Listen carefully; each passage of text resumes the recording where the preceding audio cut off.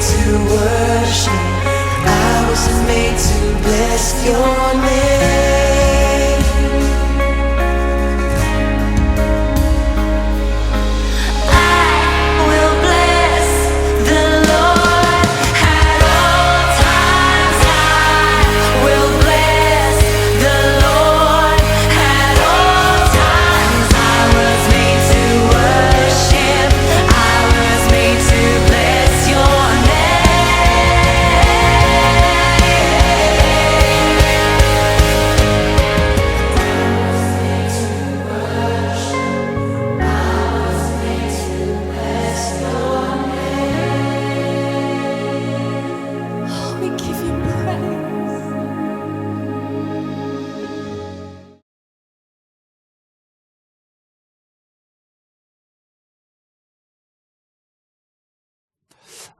오늘 저는 여러분과 함께 온전한 기쁨이라고 하는 제목으로 하나님 말씀 나누고자 합니다.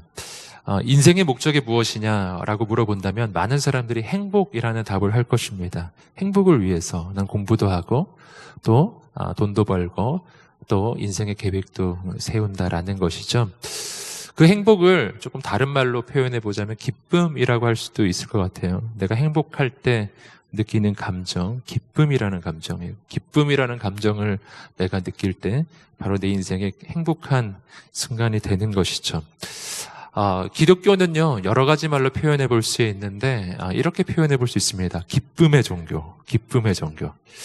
사실은 성경을 읽어보시면은요, 예수 그리스도 안에 있을 때, 우리가 믿음으로 살아갈 때, 우리의 인생이 어떤 인생 되는가에 대해서 말해주는 여러 가지 표지가 있는데요. 그 중에 한 가지 아주 중대한 표지가 기쁨이라고 하는 거예요. 예수 안에 있으면 우리 인생에 기쁨이 온다는 겁니다. 사도 바울은 데살로니가 전서 5장 16절에서 이렇게 말했죠. 항상 기뻐하라. 예수 안에서의 기쁨이라고 하는 것은요, 어떤 이벤트적인 게 아니에요. 어떤 순간에만 기쁜 게 아니에요. 항상 기뻐하라. 그 기쁨은 예수 안에 있을 때 늘 있는 그런 기쁨인 것입니다. 사도행전 13장 52절 말씀을 보시면은요, 또 한 가지 중요한 이 기쁨에 대한 메시지 포인트가 있는데 한번 우리 자막 읽어보겠습니다. 시작. 아멘. 자, 보신 것처럼 기쁨과 성령으로 충만하다. 기쁨과 성령이 병렬적으로 연결되어 있죠. 이게 무슨 뜻이냐면은 성령 충만하면 기쁨이 충만하다는 뜻이에요. 기쁨이 충만하면 성령 충만한 거예요. 그러니까 이건 같은 거란 뜻입니다. 그러니까 하나님 안에 있을 때요, 우리 인생에는 분명 기쁨이 온다라는 게 성경 메시지라는 거예요. 근데 여기서 우리 마음에 의문이 생겨나죠? 무슨 의문이 생겨나냐면은 내 인생을 돌아보니까 그렇게 썩 기쁘지 않다는 거예요. 예수 안에 있고 내가 정말 예수님 믿고 예배드리고 기도하는데 썩 기쁜 것 같진 않아요. 이렇게 막 성경이 말해주는 그런 기쁨이 있는 것 같지가 않은 거예요. 여러분 그런 의문 좀 안 가져보셨나요? 내가 좀 잘못 믿나? 뭐 이런 생각 혹시 안 해보셨나요? 저는 그런 생각을 진짜 많이 해봤어요. 왜 그렇지? 나 왜 이럴까? 왜 이럴까? 성경이 거짓말이거나 내가 뭔가 잘못하고 있는 것이거나 아무래도 둘 중에 하나는 뭔가 잘못된 것 같다라는 생각을 참 많이 했었습니다. 근데 여러분 가운데도 그런 분들 분명 계실 것 같아요. 근데 오늘 말씀에서 이 본문의 주인공은 바로 그 기쁨의 모델이 되는 사람입니다. 성경에서 기쁨이 표현되는 장면이 좀 여러 장면이 있는데 그 가운데서도 오늘 본문의 장면은 굉장히 유명한 장면, 아주 특기할 만한 장면이죠. 다윗이 그 다윗성에 하나님의 언약궤가 들어올 때 너무 기뻐서 막 춤을 추기 시작하는데 본문을 잘 읽어보시면 바지가 내려갔다는 표현은 없어요. 근데 많은 이 메시지에서 바지가 내려갔다 이렇게 해가지고 저도 바지 내려간 줄 알고 아무리 찾아봐도 그런 표현은 없었어요. 근데 그런 것 같진 않은데 어찌됐거나 몸이 좀 드러난 거는 사실인 것 같아요. 다윗의 몸이 이렇게 드러난 정도로, 그러니까 옷이 막 흐트러지고, 옷이 막 좀 거의 벗겨질 수준으로 그렇게 다윗이 춤을 추었다. 예, 춤을 추었다. 그런 기쁨의 모델이죠. 오늘 저는 이 본문의 말씀을 통해서요, 우리가 예수 안에 있을 때, 하나님 안에 있을 때, 바로 이런 기쁨이 회복되기를 간절히 소망하는 것입니다. 자, 어떻게 그런 기쁨이 오는가? 오늘 본문에서 다윗이 누렸던 기쁨, 정말 감당할 수 없었던 기쁨이 있는데 그 기쁨의 이유는 놀랍게도요, 이런 이유였어요. 오늘 말씀의 가장 중심 메시지인데요. 다윗이 기뻐했던 그 기쁨은 예배하는 기쁨이었어요. 예배하는 기쁨. 조금 더 구체적으로 이야기하면요, 내가 예배를 드릴 수 있다는 기쁨이었어요. 오늘 우리에게 그 기쁨이 있기를 소망하는 것입니다. 다윗이 기뻐하는 이유 딱 하나였거든요. 예배의 기쁨이었어요. 우리 함께 사무엘하 6장 11절 12절 읽어보겠습니다. 시작. 여호와의 괴는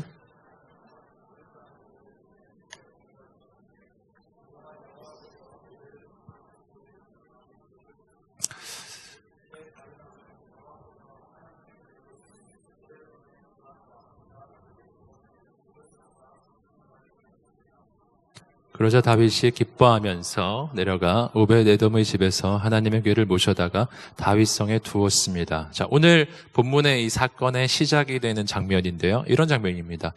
이때 하나님의 언약궤가 오벳에돔이라고 하는 사람의 집에 있었습니다. 근데 그 집에 오래 있었던 건 아니에요. 약 3달 정도 있었는데 3달 정도 오벳에돔의 집에 하나님의 언약궤가 있는 동안 하나님께서 그 집에 복을 내려주셨다라는 거예요. 그리고 그 소식을 다윗이 듣게 됩니다. 그때 다윗이 기뻐했다. 조금 이상하죠? 오벳에돔의 집에 하나님이 복을 주셨다는데 왜 다윗이 기뻐할까요? 그리고 너무 기뻐하면서 이제 하나님의 언약궤를 다윗성으로 옮겨야겠다. 이렇게 생각하면서 오늘 이야기가 시작되는 것입니다. 여러분, 이게 사실은 이 사건의 스토리는요, 여기서부터 시작점은 여기가 아니거든요. 사실은 앞문맥이 있어요. 앞서 있었던 일들이 있기 때문에 이제 오늘 본문이 있었던 것인데, 그러기에 오늘 본문이 사실은 이해가 잘 안 되는 포인트들이 좀 있습니다. 첫 번째는 뭐냐면, 하나님의 언약궤가 왜 오벳에돔의 집에 있을까? 질문이 생기죠? 왜냐면 하나님의 언약궤는 이런 일반인 집에 있을 게 아니에요. 이건 원래 어디에 있어야 되죠? 성막에 있어야 되는 거지, 성막에. 또 질문이 있는 것은 뭐냐면은, 오벳에돔의 집에 하나님이 복 주셨다는데 왜 다윗이 기뻐할까? 이런 질문이 나오죠. 본문만으로는 잘 이해가 안 돼요. 그래서 이 앞쪽에 무슨 사건이 있었는지 우리가 좀 확인을 해봐야 된다라는 겁니다. 이 이야기의 시작은요, 아주 오래 전으로 거슬러 올라갑니다. 오늘 본문의 사건으로부터 시간적으로 따져보면 약 40여 년 전으로 올라가요. 한 40여 년 전. 거기서 무슨 일이 있었냐 하면, 그 당시에는요, 아직 이스라엘 민족의 그 왕조 시대가 시작되지 않았던 때입니다. 그때는 사사 시대의 말기, 엘리 제사장이 사사 겸 제사장으로 있었을 바로 그 시절이에요. 그 시절에 블레셋이 이스라엘에 침입해 들어옵니다. 전쟁이 벌어졌는데, 그때 이스라엘 민족이, 그 이스라엘 군대가 무슨 생각을 하냐면 이런 생각을 해요. 우리가 지금 블레셋과 전쟁을 하게 됐는데 하나님의 법궤만 메고 나가면 우리가 이기겠지, 이런 생각을 한 거예요. 하나님의 법궤는 이스라엘 민족의 역사에서 아주 중요한 역할을 했었습니다. 그 법궤는 가는 곳마다 승리를 주었던 것이 분명했어요. 이스라엘 민족이 하나님의 법궤를 메고 요단강을 향해 나아갈 때 요단강이 갈라졌습니다.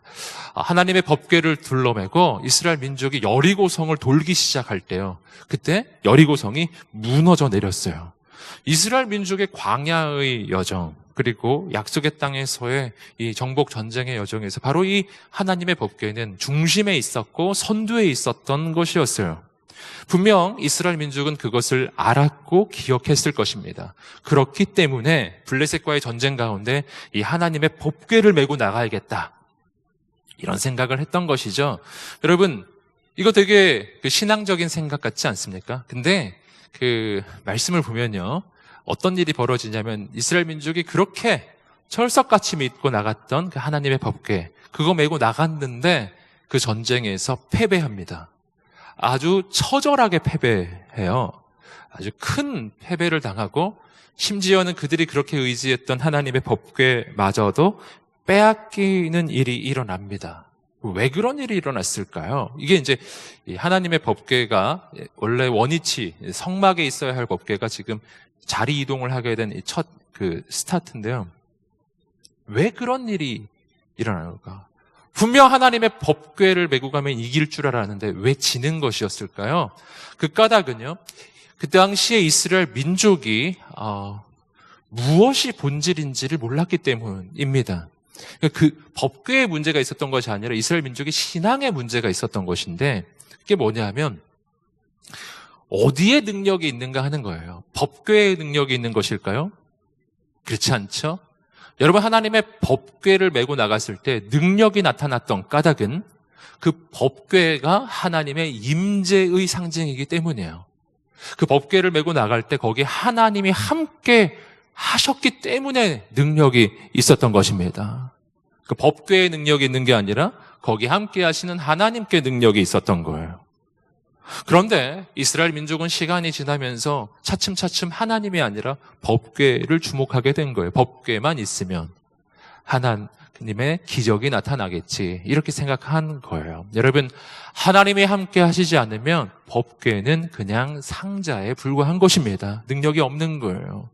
법궤를 바라보며 이스라엘 민족은요, 법궤가 아니라 눈에 보이지 않는 하나님을 주목하고 하나님을 의지해야 했었다라는 것입니다. 근데 이스라엘 민족이 안타깝게도 그렇지 않았어요.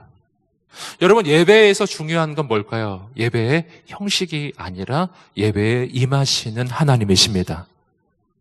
우리의 신앙에서 중요한 게 뭘까요? 여러분, 경건의 모양이 아니라 경건의 능력입니다.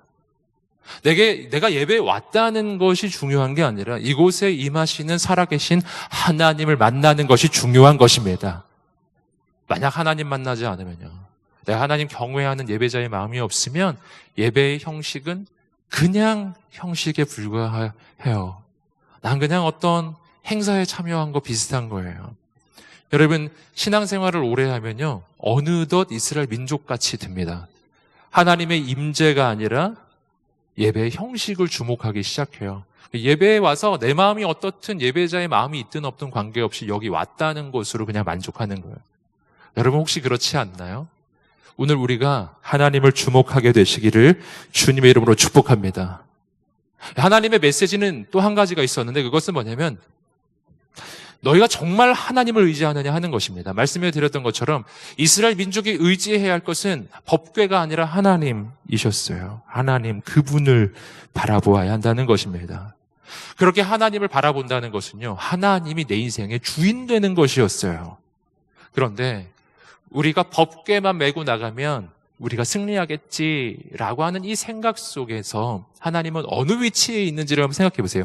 우리가 법궤만 메고 나가면 우리가 승리하겠지. 조금 바꿔서 말하면 우리가 법궤만 메고 나가면 하나님이 우리를 도와주시겠지. 이런 생각 아닌가요? 여러분, 아주 중대한 오류를 이스라엘 민족이 범하고 있었습니다. 여러분, 하나님은 내가 하는 나의 전쟁을 도와주는 조수가 아니에요. 하나님은 전능하신 조수가 아니에요. 제가 화성 때 한번 예를 들어 설명해 드린 적도 있는데요. 전능한 조수로 유명한 존재가 있어요. 알라딘의 마술 램프의 지인이죠. 영화도 나왔잖아요. 실사판도 나와가지고 제가 영화 되게 재밌게 봤었는데, 알라딘의 마술 램프 보셨나요? 알라딘 보셨어요? 거기 지니 나오죠? 전능해요.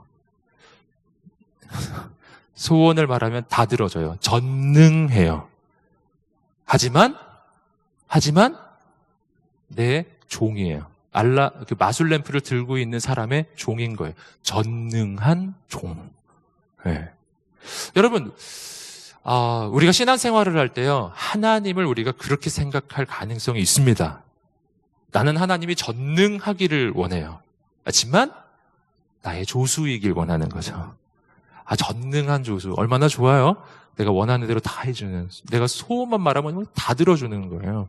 근데 문제는 뭐냐면 그 상태에서는 하나님은 나의 하나님이 되실 수 없다는 거예요.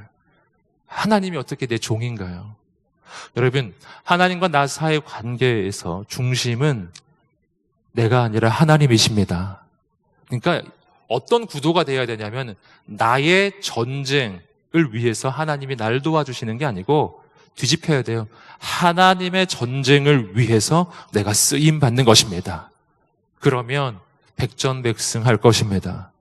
우리 인생의 전쟁이 무슨 전쟁이냐? 이스라엘 민족은 중심이 뒤바뀌어 있어요. 하나님이 아니라 자신들이 중심이 될 때 하나님은 그저 수단에 불과해집니다. 여러분, 하나님은 깨닫게 하기를 원해요. 하나님은 그렇게 내가 내 마음대로 부리는 전능한 조수가 아니라는 거예요. 그분 전능하신 하나님이십니다. 전능하신 나의 주인이시고요. 온 우주의 주인이시고요. 역사의 주관자이시고요. 온 우주의 주권자이신 줄 믿습니다. 그러니까 하나님이 왜 이 법궤를 메고 나갔는데도 패배하게 하셨는가? 왜 말도 안 되는 일이 일어났는가? 그동안 이스라엘 민족이 믿고 있었던 그 믿음의 내용을 흔들기 위해서요. 너희가 지금 믿고 있는 믿음이 진짜 믿음이냐? 너희의 신앙이 진짜 신앙이냐? 그 신앙의 구도를 완전히 흔드는 거예요. 그래서 진짜 하나님이 하나님 되시는 진짜 신앙을 갖기를 원해요. 그래서 하나님이 충격을 주신 거예요. 충격요법. 하나님이 때때로 충격요법을 주세요. 그때는 깨달아야 돼요. 하나님의 메시지가 있구나. 법궤를 빼앗겨 버렸어요. 그제서 이스라엘 민족은 깨닫는 거예요. 하나님은 나의 조수가 아니구나. 하나님은 하나님이시구나. 내 맘대로 할 수 있는 부분은 아니구나. 법궤가 블레셋 땅으로 넘어갔는데, 근데 그때부터 블레셋 땅에 아주 재앙이 일어나기 시작해요. 아주 막 사람들이 죽어가고 그 블레셋이 감당이 안 돼서 이 법궤를 다시 이스라엘 땅으로 돌려보냅니다. 그래서 돌려보내는 과정이 있어요. 우여곡절 끝에 이스라엘 땅으로 돌아와요. 베세메스라고 하는 곳으로 돌아오는데 거기서 이스라엘 민족이 이 법궤를 잘못 다룹니다. 하나님을 하나님으로 대하지 않았던 거예요. 거기서 또 수많은 사람이 죽게 돼요. 계속해서 하나님 메시지를 주시는 거예요. 하나님이 하나님이심을 깨닫게 해주시는 것이었습니다. 그리고 다시 또 우여곡절 끝에 어디까지 가냐 하면은 아무도 어떻게 이걸 감당을 할 수가 없는 거예요. 하나님의 법궤 함부로 다룰 수가 없는 거예요. 마침내 기럇 여아림, 또 오늘 본문의 바알레 유다, 같은 지명의 다른 이름인데요. 그러한 곳에 오늘 본문에 지금 앞에 나왔던 오벳 에돔이라고 하는 사람의 집까지 흘러가요. 그리고 오벳 에돔의 집이 아니라 다시 기럇 여아림, 바알레 유다라고 하는 곳에 있는 아비나답이 있습니다. 그 아비나답이라고 하는 사람의 집에 이 법궤가 보관됩니다. 이것이 언제 있었던 일인가? 40년 전에 있었던 일이에요. 그리고 40년이 흘러간 거예요. 여러분, 그리고 아무도 아비나답의 집에 있는 그 법궤를 옮길 생각을 못해요. 두려워서 하나님 함부로 대할 수 없구나. 모두 다 그것을 인식하게 되었어요. 아무도 함부로 그걸 어떻게 꺼낼 수도 없고요. 막 그래요. 하나님 참 예배하고 싶은데 예배하기 어려워진 거예요. 법궤가 어디 아주 저 시골에 있는데 가져올 수가 없는 거예요. 바로 그러한 상황 속에서 40여 년이 지나가고 다윗이 이스라엘 전체의 왕이 되었습니다. 다윗, 하나님의 사람 다윗이 이 하나님의 법궤를 생각했어요. 저 하나님의 법궤가 이젠 제자리로 돌아와야 한다. 바로 예루살렘, 이스라엘의 수도 예루살렘으로 저 법궤가 와야 하고, 그리고 다시 하나님을 향한 예배가 시작되어야 한다라는 바로 그 마음을 다윗이 품게 되었어요. 그리고 그 법궤를 옮길 계획을 한 겁니다. 그것이 사무엘하 6장 앞부분부터 나오는 이야기예요. 근데 1차 시도가 실패합니다. 첫 번째, 아비나답의 집에 가서 이것을 끌고 나오는데, 이것도 또 유명한 장면이에요.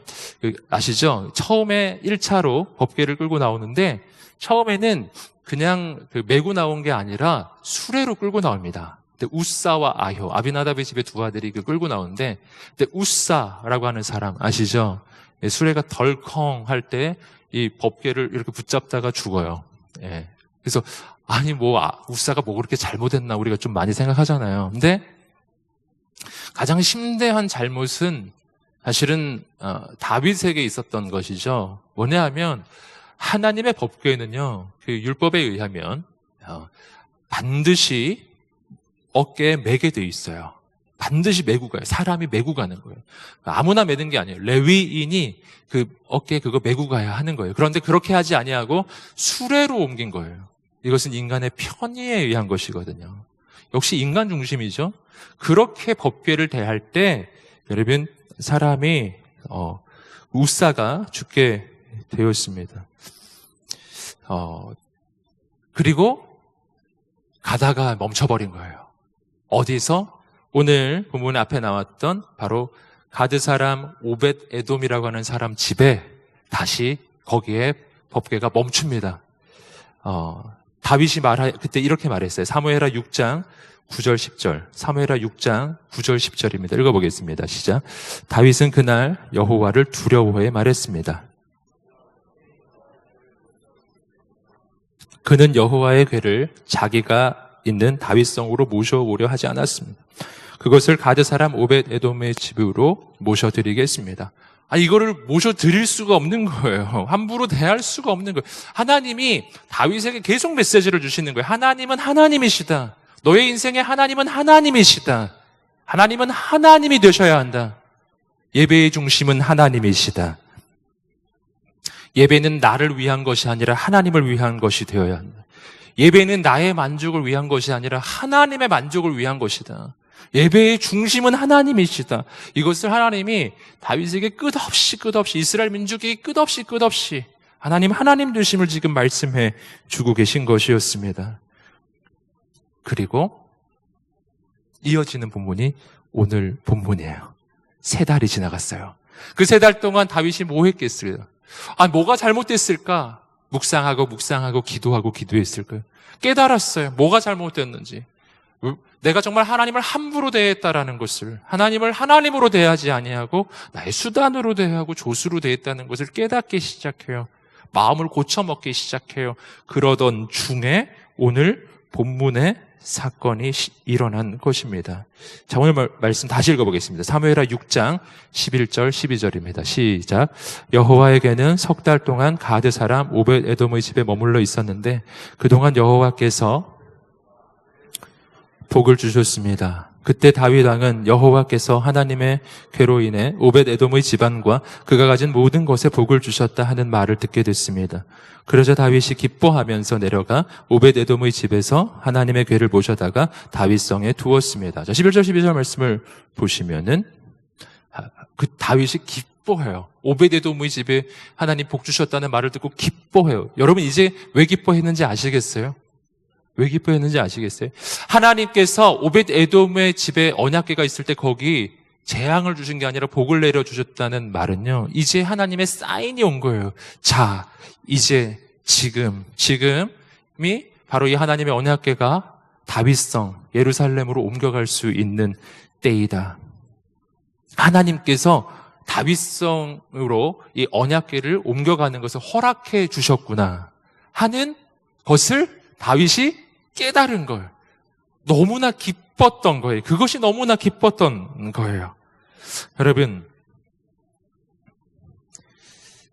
놀라운 이야기이죠.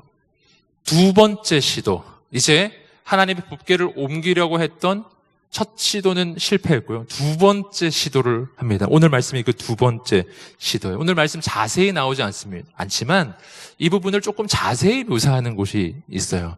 같은 사건을 다루고 있는 역대상 15장 13절 14절이 요 장면을 지금 옮겨가는 장면을 조금 자세하게 말해줘요. 읽어보겠습니다. 시작. 여호와께서 우리에게 노해 치신 것은 우리가 하나님의 궤를 옮길 때 처음부터 너희 레위 사람이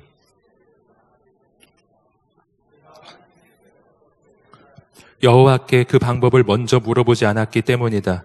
그러자 제사장들과 레위 사람들은 이스라엘의 하나님 여호와의 궤를 모셔오기 위해 자신의 몸을 거룩하게 했습니다. 보셨죠? 다윗이 깨달았어요. 하나님의 말씀을 찾아보기 시작했어요. 그렇구나.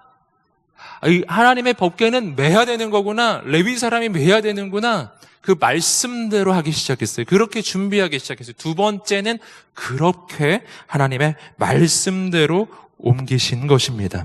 옮겼던 거예요.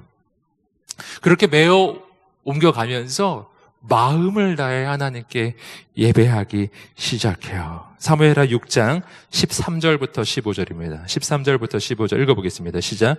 여호와의 궤를 맨 사람들이 6걸음을 갔을 때 다윗은 소와 살진 양으로 제사를 드렸습니다.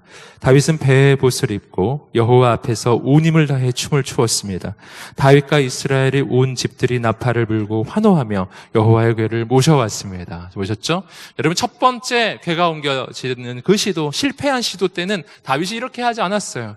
두 번째 시도예요. 두 번째 시도 때 이렇게 한 거예요. 그때 기뻐서 춤추기 시작했어요. 너무너무 다윗이 기뻐했던 거예요. 여러분, 다윗이 왜 기뻐했었던가? 이 모든 과정을 보면은 우리가 알게 돼요. 하나님의 언약궤가 오벳 에돔의 집에서 다윗성으로 옮겨질 수 있는 것, 이건 그냥 되는 일이 아니라는 것을 다윗이 깨달은 거예요. 모든 이스라엘 민족이 그것을 깨달았어요. 그냥 되는 거 아니었습니다. 그렇게 다 예루살렘으로 이 언약궤가 옮겨오는데요. 몇 년 걸린 거예요? 40년 걸린 거예요. 40년 동안 아무도 엄두도 못 냈던 것이고요. 3달 전에 시도하다가 또 실수했었고요. 여러분, 하나님이 허락하셔야만 하나님의 언약궤는 예루살렘으로 올 수가 있는 것이었어요. 그리고 다윗은 지금 그것을 깨달은 거예요. 하나님이 허락해 주셨구나. 하나님께서 이 언약궤가 다윗성으로 오는 걸 허락해 주셨구나. 하나님이 내가 있는 이곳으로 오시는 것이구나. 아시겠죠? 언약궤가 온다는 건 하나님의 임재예요. 아, 하나님이 내가 있는 다윗성으로 이제 오시는구나. 여러분, 우리는 진짜 깨달아야 됩니다. 예배는 저절로 드려지는 게 아니에요. 하나님이 허락하시지 않으면 우리는 단 한 번의 예배도 드릴 수 없습니다. 내가 예배를 드릴 수 있다는 것은 하나님의 은혜입니다.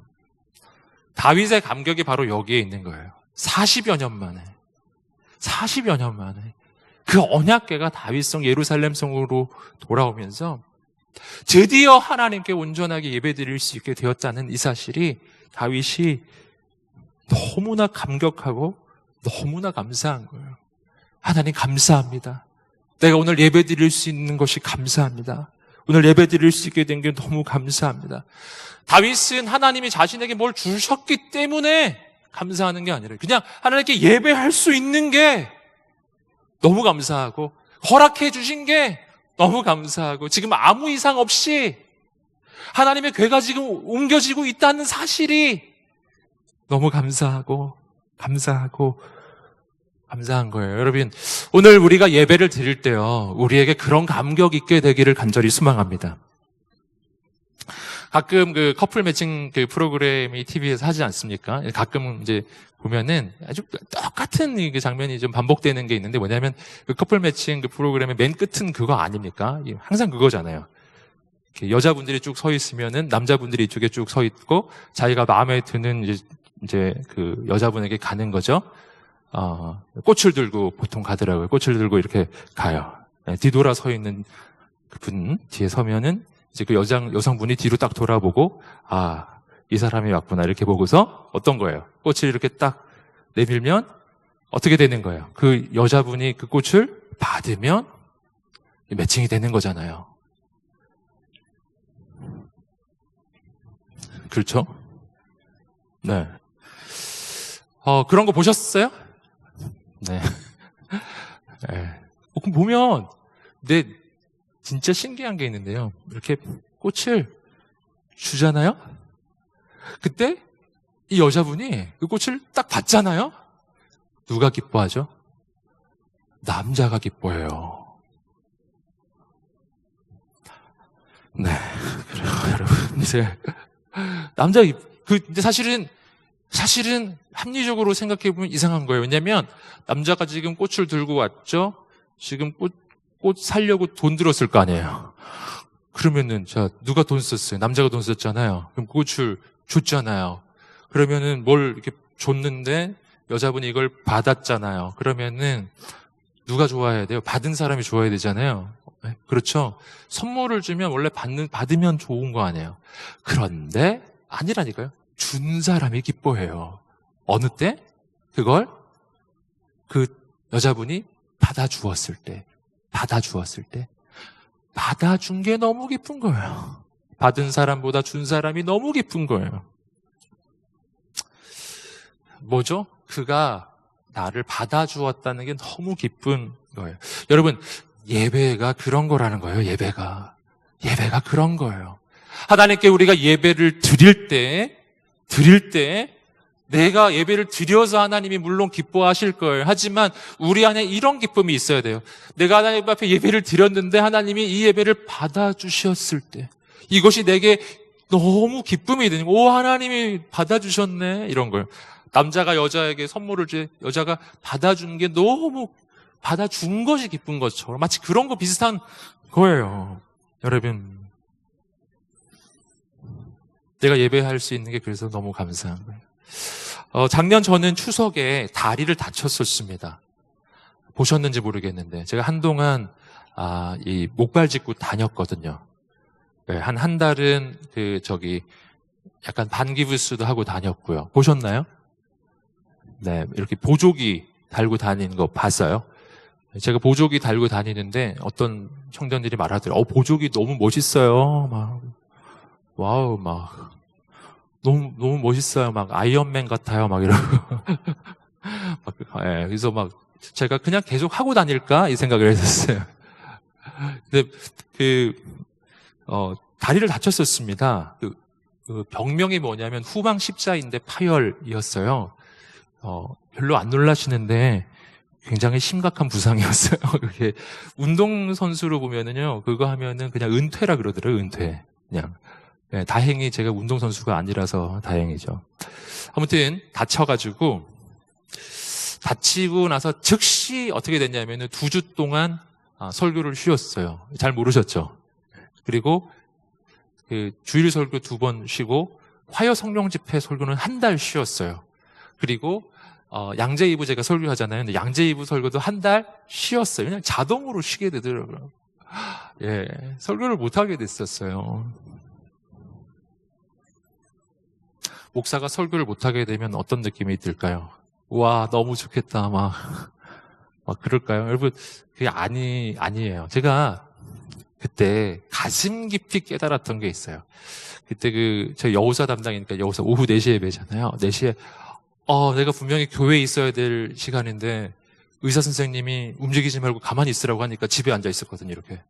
그리고 CGN TV 이렇게 트니까 막 여우사 예배 막 나오는 거야. 이렇게 보면서, 야, 내가 여기서 이걸 보고 있네. 너무 느낌이 이상하고, 이상한 느낌이 들었어요. 그때 제가 가슴 깊이 깨달았어요. 뭘 깨달았냐면은, 내가 설교할 수 있는 것은 하나님의 은혜구나.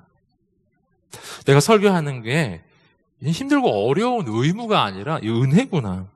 하나님 허락하셔야 할 수 있는 거구나. 막 이런 생각이 너무너무 들었어요. 설교를 하고 싶어도 허락하지 않으시면 할 수가 없구나. 전에도 그랬지만, 그 후로부터 저는 이 설교를 할 수 있다는 게 얼마나 감사한가 하는 생각을 할 때마다 늘 합니다. 그래서 설교 요청이 오면 웬만하면 거절하지 않아요. 웬만하면 합니다. 그냥 자원해서 합니다. 오늘도 제가 자원했습니다. 그래서, 할렐루야. 네. 그래서, 여러분이 좋아하실진 잘 모르겠는데 최성희 목사님 못 오신 대로 제가 갈게요. 그래서 할렐루야. 네. 최성희 목사님이 좋아하시는지 잘 모르겠네. 아무튼 그래서 요새는 진짜 제가 감사함으로 설교해요. 감사함으로 준비해요. 저는 오늘 예배 드리는 게 참 감사해요. 오늘 아침에 우리 교육자들과 함께 기도했거든요. 기도하면서 제가 마음에 그 생각이 딱 들었어요. 뭐냐면 하나님이 허락하시지 않으면 우리는 예배 한 번도 드릴 수 없는 거구나, 이 생각이 들었어요. 여러분, 오늘 우리가 예배 드릴 수 있다는 게 얼마나 은혜인가. 하나님이 멈추시면요, 그냥 올 스톱이에요. 그냥 다 멈춰버리는 거예요. 여러분, 하나님은 예배를 받으셔야 할 의무가 있지 않아요. 우리가 자꾸 가끔 그런 착각을 하거든요. 내가 예배 드리면 하나님은 무조건 받아야 되고 막 이런 생각 하거든요. 내가 예배 드렸는데 하나님이 안 기뻐하신단 말이야? 뭐 이런 생각 자꾸 하는 거예요. 여러분, 그렇지 않고요. 하나님 예배 받으셔야 할 의무가 있지 않으신 분이잖아요. 하나님은 우리가 예배를 안 드려도 영광 받으셔요. 그냥 영광으로 충만해요. 네, 굳이 필요하지 않아요. 네. 그러니까 예배를 드릴 수 있는 게 은혜거든요. 사실은 그래요. 예배를 드릴 수 있는 것이 은혜고 감사고 감격이고 감동이고 그렇습니다. 오늘 그렇구나. 하나님 오늘 정말 예배 드릴 수 있어서 감사합니다. 그 감사가 우리 마음에 있게 되기를 소망합니다. 다윗이 너무 기뻤어요. 오늘 본문의 말씀을 보면 다윗이 입었던 옷 이야기가 나옵니다. 다윗이 에봇, 배라고 하는 섬유 재질 아시죠? 섬유 재료, 배로 만들어진 에봇이라고 하는 형태로 된 옷, 배로 만든 에봇이라는 옷을 입었다라고 나오거든요. 근데 이것이 한 가지 중요한 메시지인데, 이때 배로 만든 옷을 다윗만 입었던 건 아니고요. 딴 사람도 입었습니다. 동일한 사건을 다루는 역대상 15장 27절 한번 읽어보겠습니다. 시작. 그때 다윗은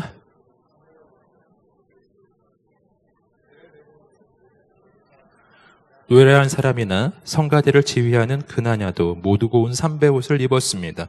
다윗은 또 삼배로 만든 에봇을 입었습니다. 보셨죠?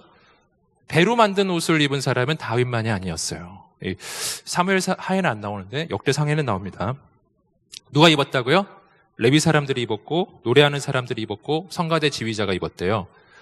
즉 한마디로 말하면 예배팀이 입은 옷이었어요. 예배팀. 그러니까 다윗의 원래 신분이 뭐죠? 다윗은 왕이에요. 왕이 무슨 옷 입을까요? 왕복을 입죠. 왕복. 왕의 의복이 있잖아요.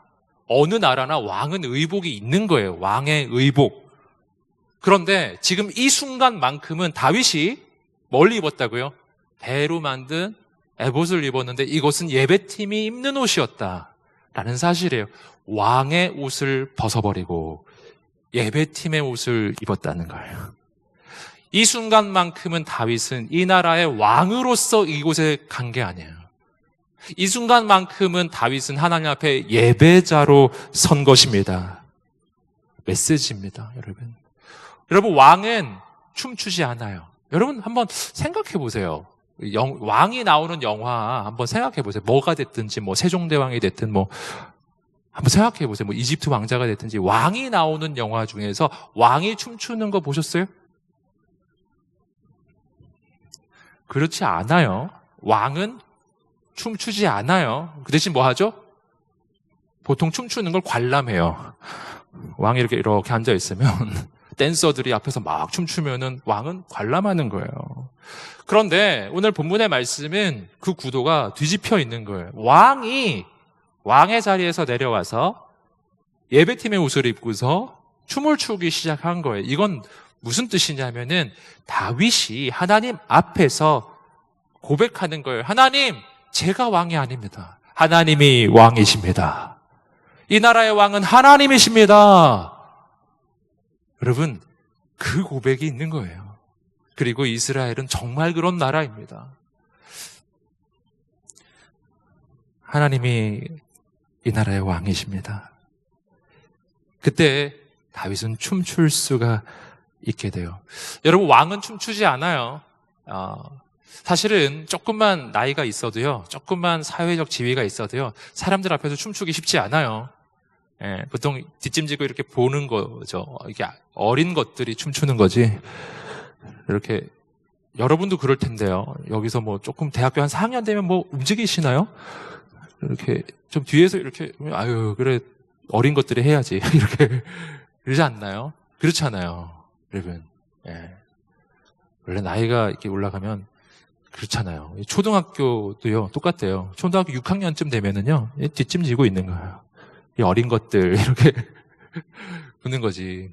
그러니까 왕이 돼서는 그런 게 아니거든요. 오늘 말씀에서 보시면 나중에 미갈이 막 비웃잖아요. 어떻게 신하들의 계집종 앞에서 막, 그러니까 그 나라의 모든 백성이 다 왔고 아주 천한 어떤 신분에 있는 존재들, 뭐 종들 막 다 보고 있는 데서 가장 높은 탑리더가 막 춤을 추고 있는 이 놀라운 장면을 연출하고 있었어요. 뭔가요? 다윗은 하나님 앞에서 춤춘 것입니다.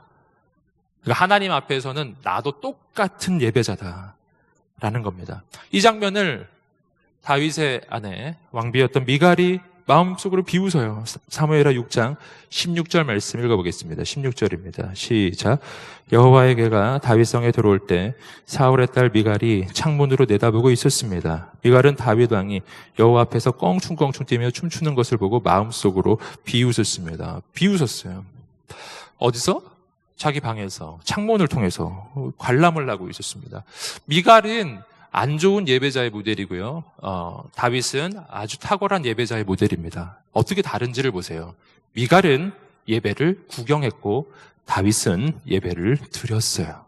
언제나 예배 현장에는 두 종류의 사람이 있어요. 예배를 구경하는 사람과 예배를 드리는 사람이에요.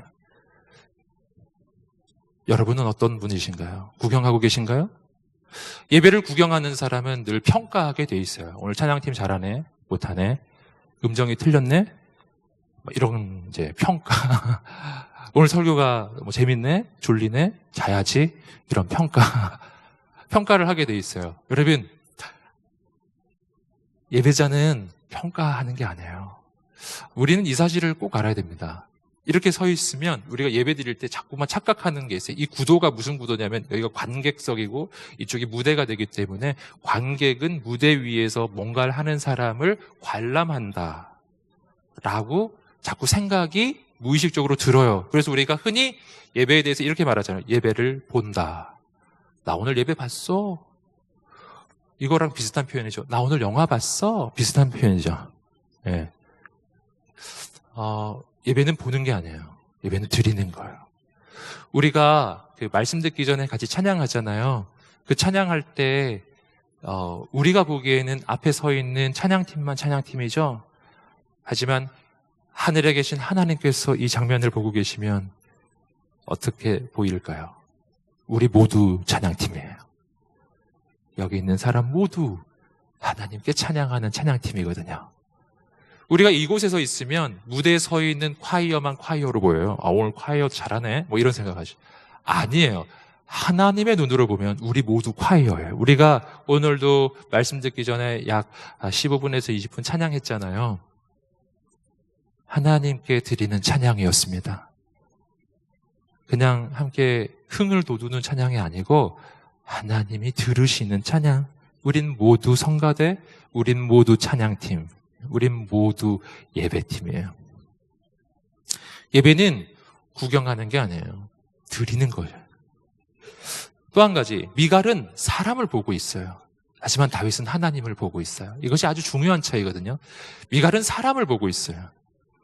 그리고 평가하고 있어요. 왜 저러지? 뭐 저렇게까지? 이렇게 평가를 하고 있는 거예요. 하지만 다윗은 사람 보지 않아요.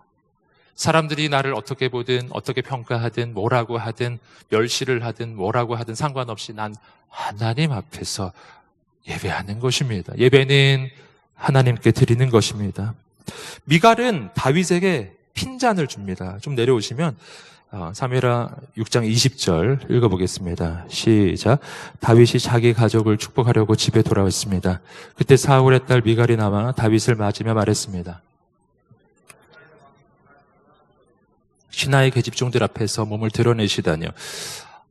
참 볼만하시더군요. 신하의 계집종. 요게 이제 중요한 표현인데요. 그냥 계집종이 아니라 신하의 계집종. 왕의 아랫사람들 있잖아요. 왕의 아랫사람들의 아랫사람. 그러니까 2단으로 내려가요. 그러니까 뭐냐면은 지금 다윗을 아주 멸시하는 겁니다. 저렇게 낮은 저 계집종들 앞에서 몸을 드러내시다니요. 다윗, 미갈이 지적합니다. 사람들이 당신 어떻게 보겠어요? 이렇게 지적한 거예요. 하지만 미갈의 지적은 한참 잘못된 지적이죠. 예배는 사람 보라고 하는 게 아니라 하나님 보시라고 하는 것이기 때문입니다. 다윗이 예배에 대한 아주 중요한 이야기를 합니다.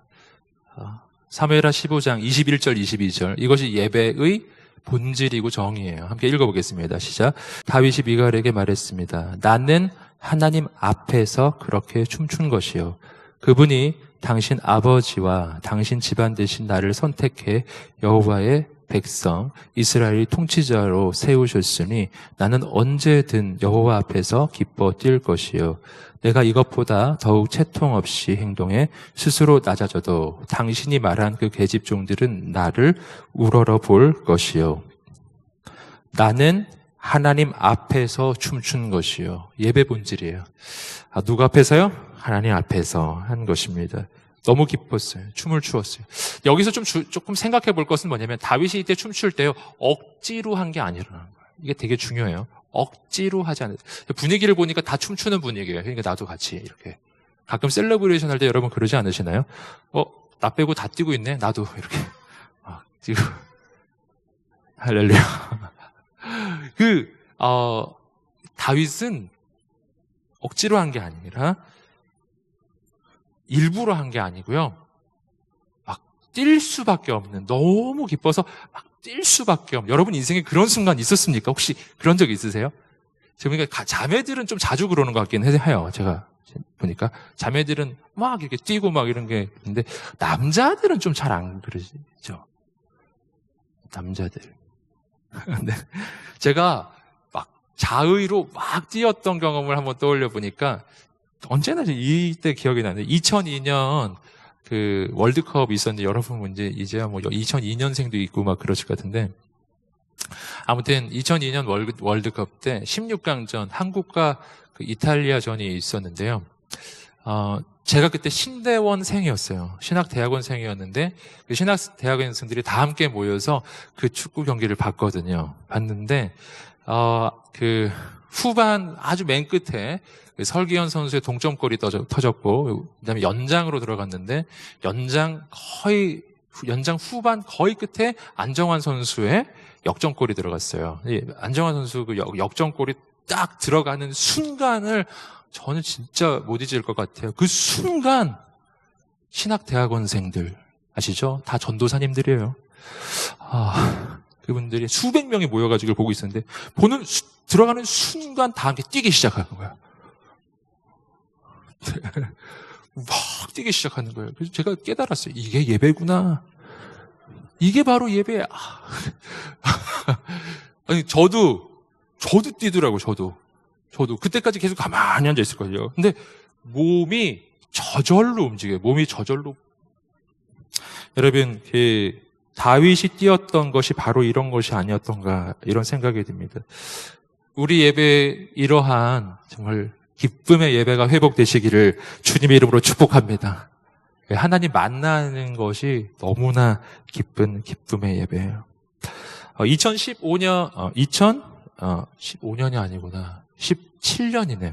2017년 카운트다운 컨퍼런스가 있었는데 그때 존 파이퍼 목사님이 오셨었죠. 그때 있었던 분 계신지 모르겠어요. 그때 메시지가 너무나 은혜가 됐었는데 제가 설교 준비하면서 보다 보니까 그때 이제 이렇게 필기했던 것이 있었어요. 그때 그 존 파이퍼 목사님 이제 영어로 설교하시는데 뭐 잘 안 들리지만 그 가운데서도 이렇게 그 문구 자체가 그냥 귀에 딱 들렸던 문구가 하나 있습니다. 이런 문구였어요. 자막 있죠. 읽어보겠습니다. 시작. 할렐루야. 내가 그분을 기뻐할 때 그분은 영광 받으신다. 그분이 언제 영광 받으시는가? 내가 그분을 기뻐할 때. 언제요? 그분을 기뻐할 때. 그분이 내게 주신 것을 기뻐하는 게 아니고 그분이 내게 주신 선물을 기뻐하는 게 아니라 그분을 기뻐할 때. 존 파이퍼 목사님의 책 열방을 향하여 가라라고 하는 책에 이런 글이 있습니다. 이 책 전체 주제 문구 같은 건데요. 한번 읽어보겠습니다. 시작. 우리가 하나님 안에서 가장 만족할 때. 아멘. 하나님이 최고의 영광을 받으시는 순간은 내가 하나님 그분 때문에 만족할 때, 그냥 그분 때문에 만족할 때. 제가 아내에게 한번 이렇게 말한다고 생각해 보십시오. 여보, 나는 당신이 나에게 밥을 해주고 빨래를 해주기 때문에 당신을 사랑해요. 너무 즐거워요. 밥을 해주고 빨래를 해주어서요. 이렇게 말하면 아내가 기뻐할까요? 즐거워할까요? 예. 부부싸움이 시작되겠죠? 그때부터 마음이 어려워질 거예요. 아내를 향한 진짜 고백은 이런 고백이죠. 여보, 난 당신을 그냥 사랑해요. 아무것도 안 해도 돼요. 당신이 있기만 해도 사랑해요. 제가 할게요. 여러분, 이런 고백이 진짜 고백이죠. 여러분, 하나님이 기뻐할 고백이 그런 고백이라는 거예요. 하나님이 나한테 뭐 잘해주셔서가 아니라 하나님 때문에 기뻐하는 거예요. 그때 하나님이 영광을 받으세요. 영광을 받으세요.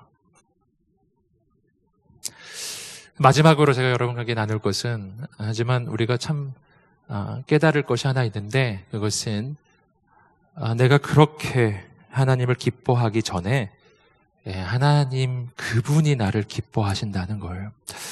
스바냐 3장 17절입니다. 스바냐 3장 17절 한번 읽어보겠습니다. 시작. 너의 하나님 여호와가 너의 가운데 계시니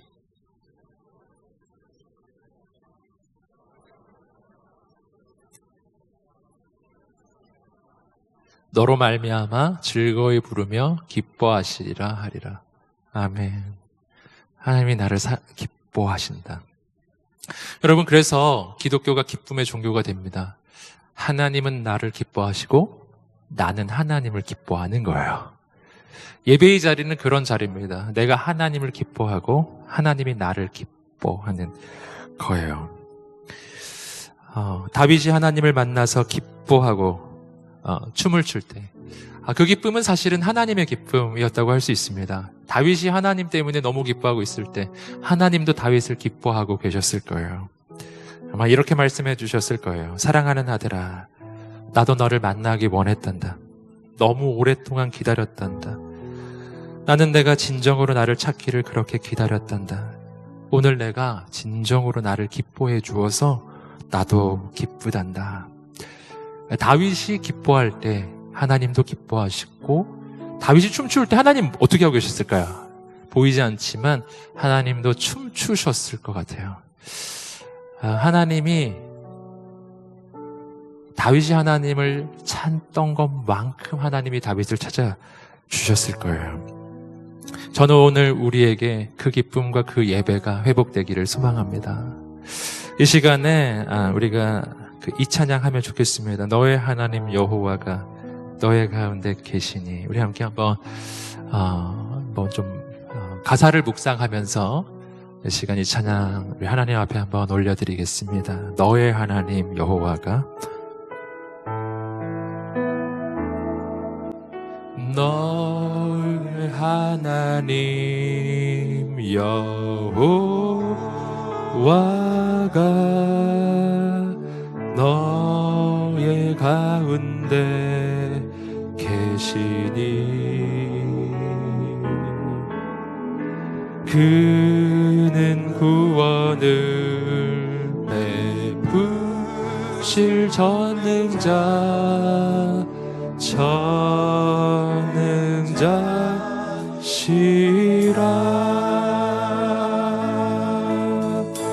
그가 너로 인하여 기쁨을 이기지 못하시며 너를 잠잠히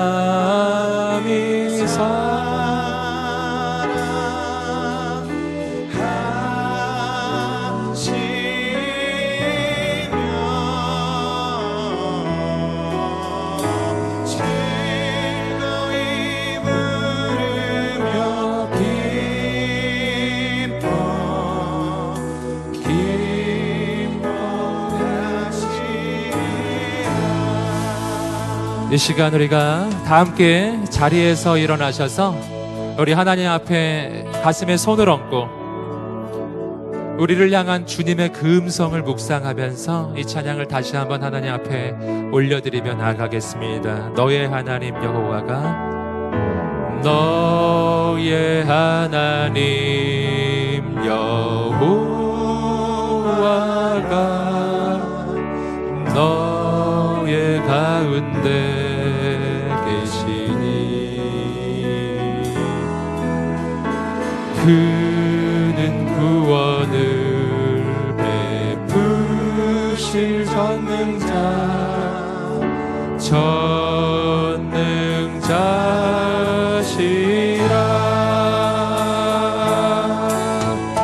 그가 너로 인하여 기쁨을 이기지 못하시며 너를 잠잠히 사랑하시며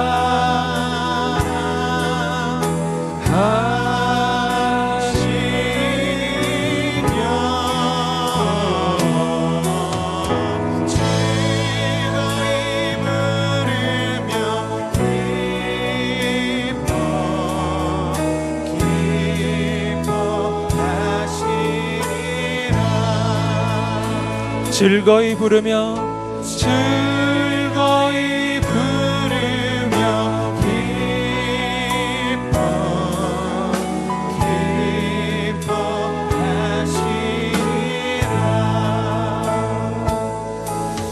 사랑하는 주님, 오직 주님만 기뻐하는 내가 되게 하여 주옵소서. 세상의 다른 가치, 다른 조건이 아니라 하나님이 계시다는 그 사실이, 하나님이 나의 아버지이시라고 하는 그 사실이, 오늘 내가 주 앞에 예배 드릴 수 있다고 하는 것이, 이것이 나의 기쁨이 되게 하소서. 세상이 빼앗을 수 없는 기쁨, 세상이 줄 수 없는 그 기쁨이 우리 안에 있게 하여 주옵소서. 나를 기뻐하시는 하나님, 내가 오늘 만나게 하여 주옵소서. 오 아버지 하나님, 주님의 은혜와 긍휼을 구합니다. 아버지, 이 땅 가운데 하나님의 크고 놀라운 새 일을 이루어 주옵소서. 고통당하는 모든 영혼들을 건져주시고 회복시켜주시고, 아버지, 이 땅에 온전한 예배가 회복되게 하여 주옵소서. 이 나라와 민족 가운데 진정 하나님이 하나님 되게 하여 주옵소서. 모든 세속주의와 물질주의와 하나님이 기뻐하시지 않는 모든 죄악으로 말미암은 가짜 기쁨이 떠나가게 하시고, 오직 하나님으로 인한 진짜 기쁨, 하나님께 예배하는 그 기쁨, 하나님을 만나는 그 기쁨이 이 민족에 회복되게 하여 주옵소서. 아버지, 이루실 모든 것을 기대합니다. 아버지께 감사하며 작은 물질을 주 앞에 구별하여 드렸습니다. 물질만이 아니라 우리의 청춘을 드리고 인생을 드리오니 주님 사용하여 주옵소서. 주의 놀라운 일을 이루소서. 지금은 우리 주 예수 그리스도의 은혜와 하나님의 사랑과 성령의 교통하심이 오늘 하나님만 기뻐하기로 결정한 모든 하나님의 사람들 위에, 이 민족과 열방과 모든 선교사님들 위해 지금부터 영원까지 함께 하시기를 간절히 축원하옵나이다. 아멘.